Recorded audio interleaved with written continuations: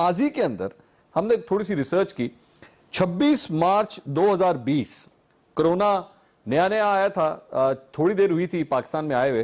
एहसन इकबाल साहब उस वक्त क्या फरमाते थे और हुकूमत को क्या नसीहत कर रहे थे, सुनिएगा जरा। आज हमें कोरोना की वबा का सामना है। हम सब मिलकर इस वबा को शिकस्त दे सकते हैं। इसका एक इलाज पूरी दुनिया में तस्लीम हो चुका है और वो है एहतियात, एहतियात और एहतियात।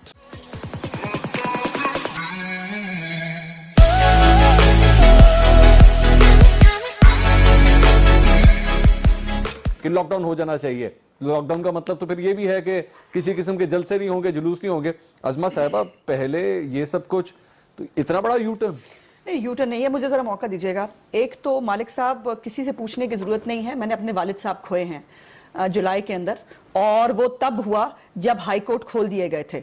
और मेरी तो इसलिए भी एक जाती भी इस हवाले से एक तकलीफ मौजूद है। मैं सिर्फ पूछना ये चाह रही हूँ और कहना ये चाह रही हूँ जो मैंने पहले कहा। आपके मुताबिक आपकी पॉलिसी बहुत अच्छी थी, आपके मुताबिक आपका लड़ने का अंदाज बहुत अच्छा था, आपके मुताबिक लॉकडाउन नहीं होना चाहिए था।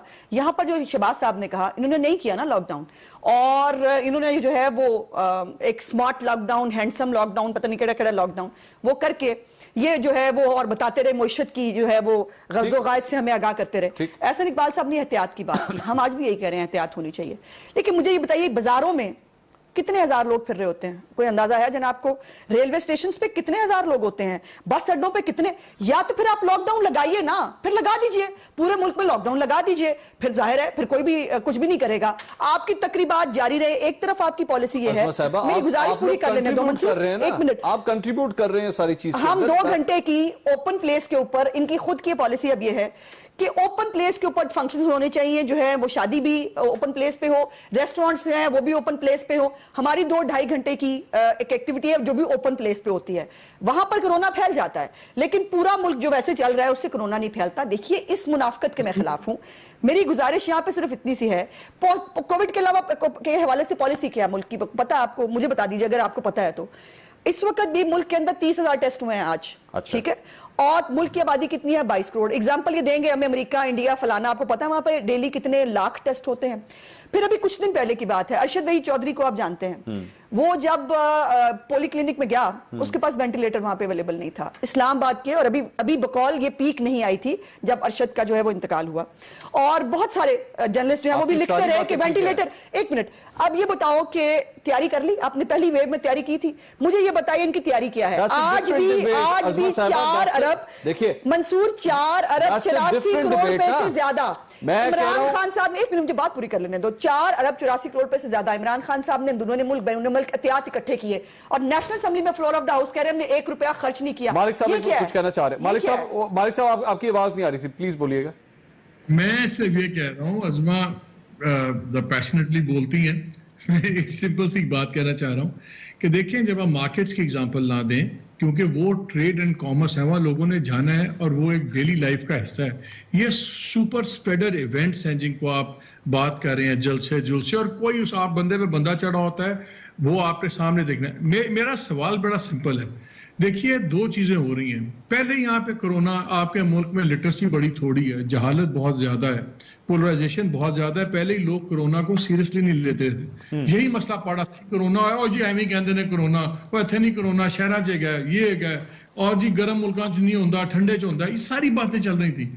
जब पॉलिटिकल लीडरशिप कह रहे थे, हम तो नहीं कह रहे थे, पॉलिटिकल लीडर्स का काम है टाइम्स ऑफ क्राइसिस लीड करें लोगों को।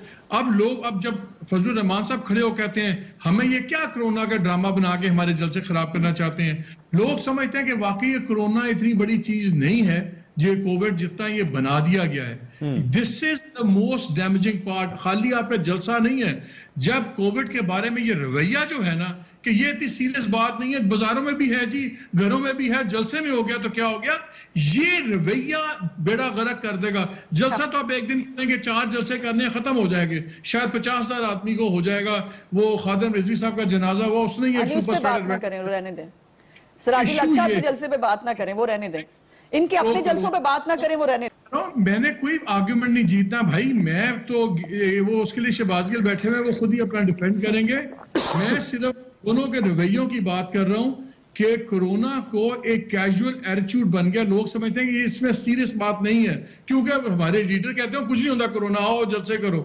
जलसा तो एक दिन में खत्म हो जाएगा। वो रवैया जौन सा है वो तबाही फेर रहा है। खुदा का वास्ता है, दैट इज द इशू। मैं अभी देख रहा था कि कल वजीर आजम लाहौर तशरीफ ला रहे हैं और फिरदौस मार्केट अंडरपास का इफ्तिताह भी करने वाले हैं। फैसलाबाद गए थे। अब ये सर, ये इस तरह की जो एक्टिविटीज हो रही हैं, ये इंप्रेशन जाता है कि जनाब आप लोग गवर्नमेंट जो है वो खुद भी तो ये सारे फंक्शंस करती है, सब कुछ करती है, लेकिन पीडीएम के इन जलसों के ऊपर फिर एतराज किस तरह कर सकती है? जी डॉक्टर साहब।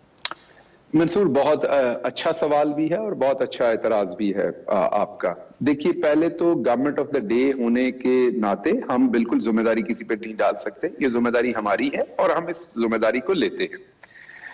पिछले हफ्ते प्राइम मिनिस्टर फैसलाबाद गए, वहां पर कोई भी मीटिंग जो है वो एसओपीज के बगैर नहीं की गई। एक मीटिंग थी जिसपे 228 के लोग तकरीबन लोग थे, और वो जो वहां पर एक निजी होटल है उसका जो सबसे बड़ा ग्राउंड था उसके अंदर वो की गई थी।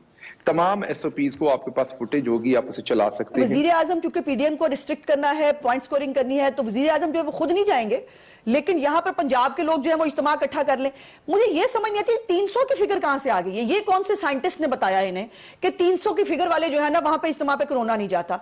इज्तिमा तो फिर होना ही नहीं चाहिए ना, फिर कोई भी इज्तिमा ना हो। वो अभी जो कुछ दिन पहले में आ रहे पाकिस्तान पे लाखों का इज्तिमा हुआ है, वो मतलब उसके ऊपर कोई बात नहीं होगी, उसके ऊपर कोई कुछ नहीं कहेगा। और ये कौन सी मईशत की बात कर रहे हैं जिस मईशत का बेड़ा गर्क कर दिया आपने, भट्टा बिठा दिया। सो शहबाज गिल साहब, आपकी गुजारिश इज रिजेक्टेड।